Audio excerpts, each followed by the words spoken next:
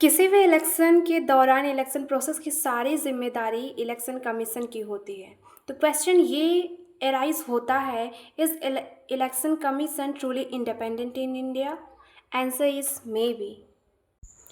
बात करें अगर एक डेमोक्रेटिक कंट्री की, तो ट्रांसपेरेंसी इज़ मोस्ट इम्पॉर्टेंट, चाहे वो इलेक्शन प्रोसेस के कंटेक्स्ट में हो या फिर decision making or the implementation of the rule and regulations. अगर बात करूँ प्रेजेंट में इंडिया में चल क्या रहा है, तो इंडिया में एक बिगेस्ट कॉन्स्पेरेसी चल रही है between the election commission and the existing government. बहुत सारे oppositions leader, even Rahul Gandhi जिन्हें अपोजिशन लीडर भी कहा जाता है, उनका कहना है कि इंडिया में बड़े स्केल पे चल रहा है वो भी वोट चोरी का स्कैम। एक बड़े स्केल पे वोट चोरी का स्कैम मतलब it's like to destroy the democracy, क्योंकि वोट हमारे लिए एक वरदान की तरह है, क्योंकि इसके थ्रू हम एक गवर्नमेंट फॉर्म कर सकते हैं जो गवर्नमेंट हमारी नीड्स को फुलफ़िल करेगी। जब अपोजिशन लीडर्स ने बहुत ज़्यादा अपोज किया कि कंट्री में एक बहुत लार्ज स्केल में स्कैम चल रहा है वोट चोरी का, तो बहुत सारे मीडिया रिपोर्टर्स ने ग्राउंड रियलिटी चेक किया। और अगर मैं बात करूँ ग्राउंड रियलिटी चेक की, तो मेजॉरिटी ऑफ केसेस में ये चीज़ प्रूफ हुआ है कि रियलिटी में वोट चोरी चल रहा है। यानी एक घर में या तो इतने ज़्यादा वोटर्स हैं, यानी एक घर में 80-90 से भी ज़्यादा वोटर्स हैं, और किसी घर में वोटर्स होते हुए भी किसी के पास वोटर लिस्ट ही नहीं है, यानी उनका नाम वोटर लिस्ट से डिलीट करा दिया गया है। बात करें अगर ये एक बिगेस्ट कॉन्स्पायरेसी है कि ये एग्जिस्टिंग गवर्नमेंट जो वो डुप्लीकेट वोटर्स भी क्रिएट कर रही है।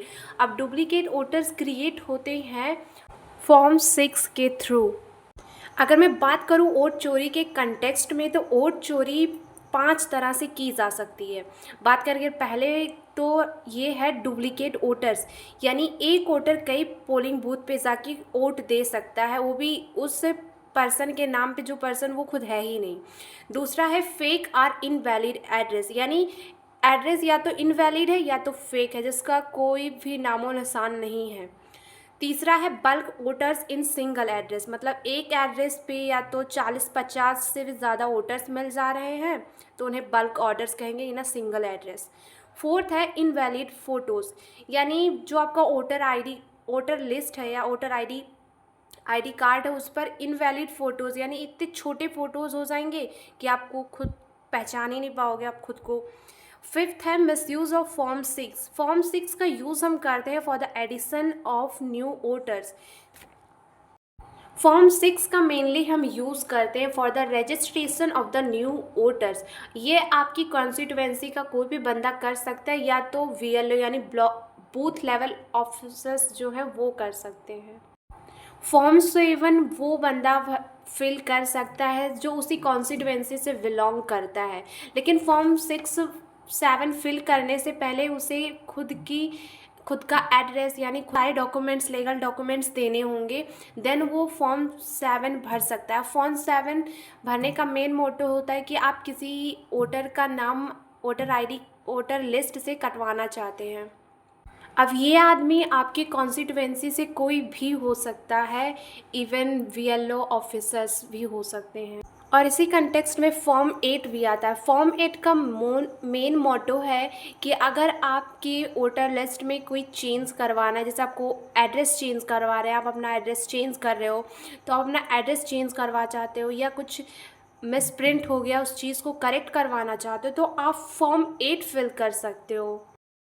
अगर कोई भी बंदा फॉर्म 7 का मिसयूज़ कर आपका नाम वोटर लिस्ट से कटवा रहा है, तो मेनली उसके 4 रीज़न होने चाहिए। पहला एड्रेस, दूसरा डेथ, तीसरा डुप्लीकेट एंट्री, चौथा voter not found at that address. ये 4 रीज़न है जिसकी वजह से आपका नाम वोटर लिस्ट से डिलीट हो सकता है। लेकिन ऐसा नहीं है आपका नाम डायरेक्टली वोटर लिस्ट से डिलीट हो जाएगा, क्योंकि अगर इलेक्टोरल मैनुअल की माने तो अगर आपका नाम डिलीट होने वाला है, तो उसके 15 या 20 दिन पहले आपके पास एक लीगल नोटिस जाएगी। उस लीगल नोटिस का रिस्पॉन्ड अगर आप 15 डेज़ या 16 डेज़ के अंदर नहीं करते, देन वीएलओज ऑफिसर भेजेंगे आपके घर तक ग्राउंड रियलिटी चेक करने के लिए। इवन अब अगर आप अब भी घर पे नहीं हुए तो आपका नाम वोटर लिस्ट से मे भी कट जाएगा। देखा जाए तो अगर आपका नाम वोटर लिस्ट से डिलीट हो रहा है तो इसका एक लीगल प्रोसेस है, यानी अगर आपका नाम किसी ने डिलीशन के लिए डाल दिया है तो बीएलओज ऑफिसर्स भेजेंगे ताकि आपके घर तक ग्राउंड रियलिटी चेक हो सके। अगर आप तब भी घर पे नहीं हुए तब आपका ये पॉसिबल है कि आपका नाम डिलीट हो सकता है, लेकिन अगर प्रेजेंट के कंटेक्स्ट में देखा जाए तो ऐसा बिल्कुल नहीं हो रहा है। दिल्ली इलेक्शन की बात हो या कर्नाटका इलेक्शन की बात हो, इन सभी इलेक्शंस में ऐसा देखा जा रहा है कि मेजॉरिटी ऑफ केसेस में ऐसे लोगों के नाम काट दिए जा रहे हैं जो पिछली बार कांग्रेस वोटर्स रहे या अदर पार्टी वोटर्स रहे हैं। फॉर्मर इलेक्शन कमिश्नर का कहना है कि इंडिया हमेशा से ही कंजर्वेटिव रहा है in the case of deletion of voter name, क्योंकि इंडिया नहीं चाहता कि वह किसी बंदे से उसका वोट टू राइट छीन ले, क्योंकि वोट टू राइट एक बहुत इम्पॉर्टेंट राइट है अगर आप किसी कंट्री में रह रहे हैं, चाहे इवन वो एक डेमोक्रेटिक कंट्री हो या ना, क्योंकि गवर्नमेंट फॉर्म करने के लिए एक एक वोट मायने रखता है। इसलिए एक वन पर्सन वन वोट का एक सिद्धांत भी है जो अब फॉलो नहीं हो रहा है, या मेजॉरिटी ऑफ केसेस में ये चीज़ फेल हो रही है। इंडिया में former chief election commissioner S Y Quraishi का कहना है कि वोटिंग सिस्टम हमेशा से दबा रहा है, क्योंकि कास्ट और रिलीजियंस एक तरह का एक युद्ध छिड़ जाता है जब बात इंडिया के कंटेक्स्ट में आ जाता है, यानी यहाँ जाति और रिलीजियस के आधार पे ही एक दूसरे को वोट दिया जाता है। तो ये एक बहुत बड़े कंपोजिशन में एक रोल प्ले करता है एक वोटिंग सिस्टम के लिए।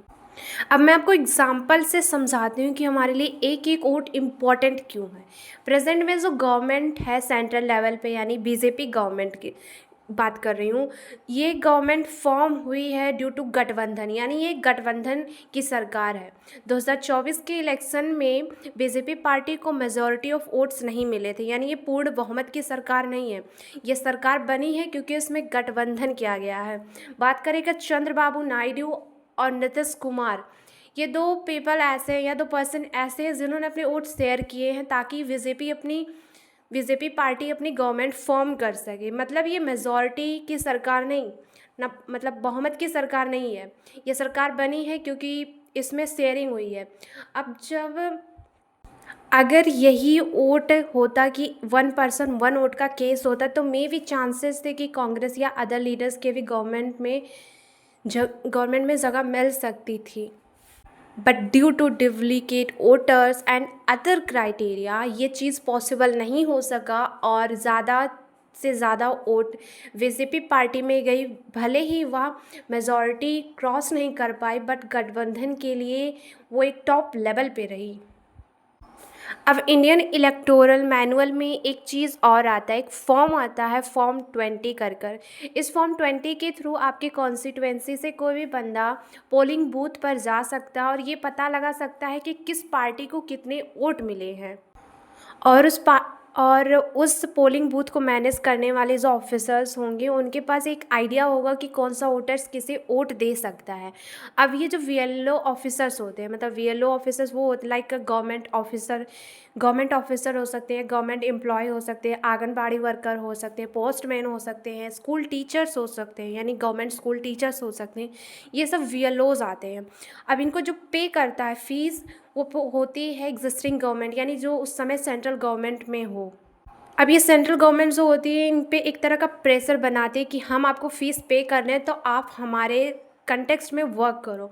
अब ये वीएलओज जो होते हैं ये फिल कर सकते हैं form 7 for the deletion of the voter name.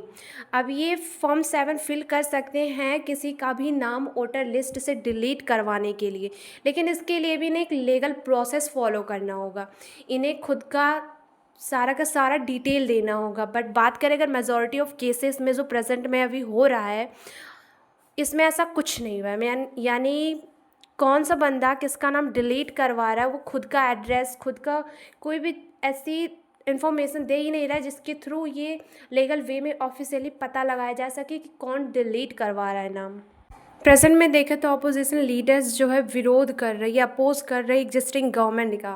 तो एग्जिस्टिंग गवर्नमेंट को भी सोचना चाहिए कि हाँ, हमें इसके कंटेक्स्ट में एक नया लॉ या एक कुछ नए चेंजेस करने चाहिए। क्यों अपोजिशन अपोज कर रही है? एक डेमोक्रेटिक कंट्री की सबसे मेन पावर है वो अपोजिशन है, यानी वो एग्जिस्टिंग गवर्नमेंट में क्या गलत हो रहा है, क्या सही, इसके खिलाफ सवाल उठाने का उसके पास पूरा हक है। क्यों इलेक्शन कमीशन डिजिटल डेटा नहीं दे रहा है इंस्टेड ऑफ फिजिकल डेटा, जब वो चाहते हैं कि उसे एक डिजिटल डेटा मिल जाए ताकि वो प्रूफ कर सके जितने भी इलेक्शंस हो रहे हैं उसमें वोट चोरी का एक बहुत बड़ा स्कैम चल रहा है। बट देखा जाए तो ना इलेक्शन कमीशन इसके लिए राज़ी हो रहा है। वो बोल रहा है कि हम अपना डिजिटल डेटा नहीं दे सकते, आपको फिजिकल डेटा देंगे। एक बहुत बड़ी कॉन्स्पायरेसी है कि आप फिजिकल डेटा की जगह पे आप दे क्या रहे हो, 7 से 8 फीट का एक पेपर्स दे रहे हो, उसको 1 बाय 1 चेक करना, it's a very difficult topic for us. और जैसा कि मैंने आपको पिछले वीडियो में भी बताया है कि कर्नाटका इलेक्शन में एक कॉन्स्टिट्यूएंसी में ये रिसर्च करा गया है और ये चीज़ प्रूव भी हुआ है कि बहुत सारे इनवैलिड यानी फेक वोटर्स भी वोट दे रहे हैं। अगर हमें इस चीज़ को रोकना है तो हमें अपोजिशंस का साथ देना होगा और ये आवाज़ एक लार्ज स्केल में रेस करना होगा ताकि जो एग्जिस्टिंग गवर्नमेंट है ये सभी चीज़ें जो गलत हो रहा है, जो स्कैम हो रहा है, उसको रोके। अगर हम अपने राइट्स को नहीं पहचानेंगे, अपने वोट को कंजर्व नहीं करेंगे तो यही एक एक वोट मायने रखता है।